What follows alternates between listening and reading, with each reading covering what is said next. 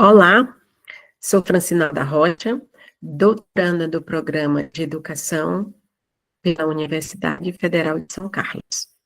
Vou apresentar para vocês o livro Raça e História, de Claude Lévi-Strauss.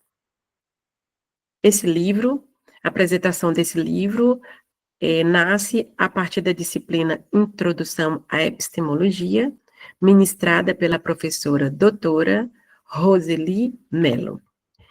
Esta apresentação, ela vai consistir falando quem é o autor, os aspectos ontológicos e epistemológicos a partir da leitura, trazer aspectos gerais do livro Raça e História, e a relação desse livro com o estudo que eu vou desenvolver na pesquisa Práticas Sociais das Marisqueiras no estado do Piauí. Quem é Claude, ou quem foi Claude Lévi-Strauss? Ele nasce em 1908 e morre em 2009. Foi antropólogo, sociólogo, humanista francês, estruturalista, e, em sua tese, ele estudou as estruturas do parentesco. Dentro das diversas obras, ele traz para a gente uma grande importância na obra Raça e História. A gente entender de onde partem essas discriminações que nascem com o povo, a sociedade. Diante disso, nós vamos trazer para vocês quais os aspectos ontológicos e epistemológicos. Dentre os aspectos ontológicos, nós iremos apresentar que o autor traz para a gente, que ele segue a questão da categoria, as categorias binárias, que elas são universais e elas moldam a maneira como os seres humanos percebem e se organizam no mundo. E que as culturas, elas compartilham as estruturas subjacentes, que existem estruturas que a gente nem consegue perceber. E é compartilhado entre esse povo isso. Dentro dos aspectos epistemológicos, o autor segue a questão do estruturalismo, que nós iremos apresentar aqui o conceito a partir de Faria 2022, que o estruturalismo compreende essas estruturas sociais, linguísticas e culturais. Dentro do estruturalismo, ele também vai analisar os padrões dos fenômenos estudados.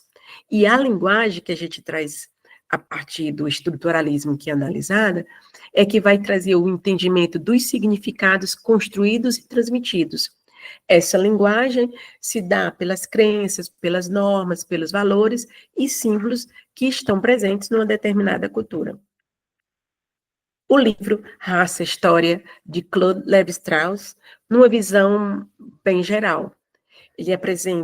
Ele foi publicado em 1952, e ele foi aqui, nessa tradução que a gente traz, foi do português de Portugal. Ele vai apresentar uma reflexão sobre raça, povo, história e etnia, vai trazer para a gente a existência de diversas raças humanas, ela é equivocada, pois todos possuem a mesma constituição e estrutura genética. Diante disso, ele critica a teoria evolucionista do darwinismo biológico, que contribuiu para a noção de superioridade racial, onde ele traz como alternativa que os humanos deveriam ser classificados por suas respectivas etnias. E etnia, para o autor, é essa identificação de um povo por suas tradições culturais, políticas, religiosas e sociais. Ainda dentro dessa visão geral do livro Raça e História, ele vai trazer para a gente um combate ao evolucionismo cultural e demonstra que a crença, ele vai demonstrar esse combate pela crença que a postura relativista, ela é imprescindível para não impedir o progresso, que o progresso não se dá somente pelos aspectos tecnológicos, mas ele vai se dar interculturalmente, e ele não é estacionário.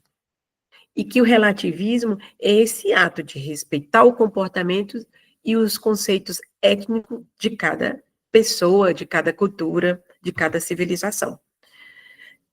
O livro Raça e História, ele está composto de 10 capítulos. O capítulo 1 é a gente sobre raça e cultura, e traz essa contribuição das diferentes raças e culturas humanas para a civilização mundial, e vai argumentar contra a superioridade racial, onde o autor argumenta que essa diversidade cultural, ela é resultado de circunstâncias geográficas, histórias, sociológicas, não pelas diferenças biológicas. O capítulo 2 traz sobre a diversidade das culturas, vai discutir como a humanidade se desenvolveu através de modos diversos de sociedades e civilizações. E todas as culturas têm um valor, e elas contribuem para o progresso humano. Assim, a evolução cultural, ela não é linear, ela vai se estabelecer pelas essas interações complexas entre as diferentes culturas. No capítulo 3, ele vai trazer sobre o etnocentrismo. O etnocentrismo é que o poder hegemônico está direcionado para a questão da cultura ocidental. E ele traz aqui para a gente que esse etnocentrismo, ele vai consistir em rejeitar outras culturas como selvagens, e com essa visão é uma reflexão dos próprios preconceitos do observador. E ele diz que isso é fundamentado pelo falso evolucionismo, próprio desse preconceito de quem observa. No quarto capítulo, culturas arcaicas e culturas primitivas, vai trazer para a gente a contribuição das diferentes culturas para o progresso da civilização, em que nenhuma, gente, nenhuma cultura mesmo pode ser considerada nem superior à outra e nem inferior à outra. Mas as culturas se contribuem entre si, elas se complementam. No capítulo 5, ideia do progresso. Nessa ideia do progresso, ele nos traz que uma sociedade, para ter esse progresso, não é ser analisada pelas tecnologias, quem que descobriu o martelo, quem que descobriu um computador, quem que descobriu, não é isso. Mas é o progresso, ela precisa ter essas tradições e se manter, e se adaptar a essas mudanças. Porque o que importa dentro desse progresso é a capacidade de uma sociedade, uma civilização de se transformarem e evoluírem sem perder a sua essência. No capítulo 6, ele vai tratar sobre a história estacionária e a história cumulativa. Reforça novamente essa visão ocidental de que muitas culturas são primitivas ou atrasadas, e isso é reforçado pelo etnocentrismo. Porque, diante disso, ele rebate que as culturas têm seus próprios valores e forma de adaptações, e que não devem ser subestimadas. Por que elas não devem ser subestimadas? Porque elas trazem um potencial dentro de si. No capítulo 7, lugar da civilização ocidental. Aí, reforça novamente que dentro dessa civilização ocidental, ela tem essa postura etnocêntrica, desse poder hegemônico, onde diz que as outras culturas, elas são julgadas a partir dos seus valores e normas, e que muitas vezes elas dão aquela olhadinha, essa cultura que não evoluiu, ela é estacionária, ela parou, e isso vai gerar o quê? Preconceito, discriminações e desvalorização das culturas e, consequentemente, das pessoas. Por isso que ele aconselha, uma cultura não pode se evadir de si mesma e de sua apreciação permanente, porque aquilo que você traz, aquela cultura que traz, o que ela traz dentro de si, é que reforça a sua existência. No capítulo 8, acaso e civilização. Esse acaso, ele tem um papel relevante no desenvolvimento das culturas humanas. Esse acaso, ele está dando pelos fenômenos que acontecem na natureza, maremoto, terremoto, enchentes, ele vai seguir um caminho. Que caminho é esse? Ele segue um caminho linear. Ele não segue esse caminho linear, mas ele é influenciado por diferentes fatores e contingentes imprevisíveis. E isso esse acaso, para a civilização, vai ter uma repercussão muito grande. Trago aqui para vocês, por exemplo, lá no Nordeste, no Ceará, em 1964 teve a seca. Quantas pessoas saíram de lá e migraram para o Piauí, migraram para o Maranhão? E isso aconteceu o quê? Uma interação entre as culturas. No capítulo 9, colaboração das culturas, que aí é que eu estava falando.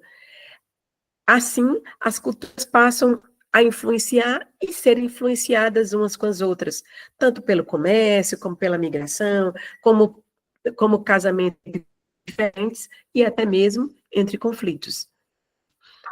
E no capítulo 10, o duplo sentido de progresso, que foi até aqui a gente percorreu para entender que existe esse duplo sentido de progresso, que ele diz que o progresso é frequentemente associado a esse desenvolvimento tecnológico e material. E o autor quer reforçar que esse progresso, esse desenvolvimento, tem que ser direcionado por esse desenvolvimento cultural, valorizando as contribuições morais, sociais e culturais de todas as sociedades. Assim, após fazer esse percurso sobre o livro, eu trago aqui em relação com a minha pesquisa. Que contribuições o estruturalismo vai trazer para que eu possa direcionar a minha pesquisa? Ele traz a contribuição para eu identificar, dentro do grupo das marisqueiras, eu verificar suas tradições culturais, políticas, religiosas e sociais, e investigar como elas se desenvolveram dentro da sociedade. A partir disso também, compreender os fatores históricos e geográficos que influenciaram na formação e evolução delas, e a relação entre raça e cultura, o que tem sido estabelecido dentro dessas práticas do trabalho das marisqueiras. E para finalizar, eu trago aqui para vocês que referência nós utilizamos no nosso trabalho.